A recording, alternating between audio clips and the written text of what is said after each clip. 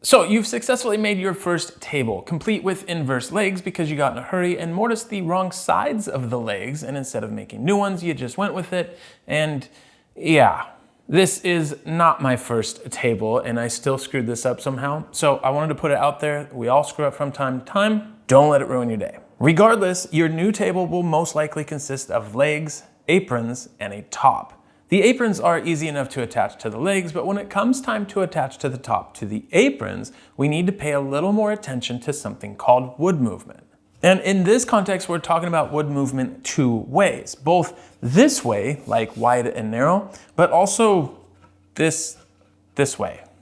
Let's use this piece of ash as an example. As the humidity in the air changes, wood expands and contracts. And typically speaking, the bulk of that movement will be greater along the growth rings than across them. In simple terms, this means that your lumber is going to get wider or narrower at different times of the year, depending on the moisture content of the wood itself, of course, but also the moisture in the air. The narrower the piece of wood and the less pieces you have glued together, the less you have to worry about this. But by gluing several wide boards together to make a tabletop, you're actually compounding the potential wood movement by a considerable amount. There's also cupping and twisting to worry about, which seems almost impossible to avoid. I glued this top up for a separate table a couple of weeks ago, and I haven't had a chance to install it to its base yet, and you can see how much this is cupped just sitting here in the shop. So what we need is a way to secure the top to the base that limits the cupping or twisting and yet almost let it float in a way so that the wood can do its thing.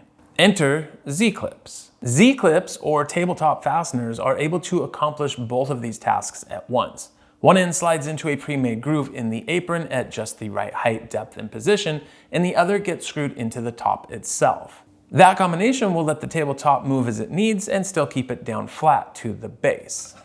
And these things are really inexpensive. I got this pack of 40 for like $14 online. And for a small table like this, I only need a handful to get the job done. Now, the easiest way to do this is to cut a relief groove into the aprons on the table saw before assembly. And if you want repeatability, make a setup block and label it for future reference. Press the Z-clip down on a flat surface and make a mark on a scrap piece just underneath where the Z-clip meets the scrap.